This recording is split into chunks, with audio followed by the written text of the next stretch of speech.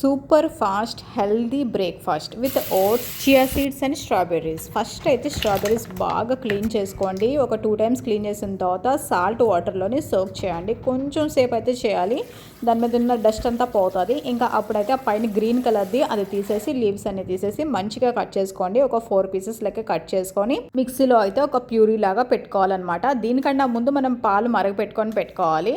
నేనైతే already boil చేసి పాలు చల్లార్చుకున్నాను. ఇప్పుడు ఫస్ట్ బ్లెండర్లో కొన్ని ఫ్రూట్స్ అయితే వేసుకోండి. ఇంకా కొంచెం హనీ వేసుకొని మంచిగా బ్లెండ్ అయితే చేసుకోండి. బాయిల్ చేసి పక్కన పెట్టుకున్నాను. మిల్క్ కొంచెం వేసుకున్నానండి.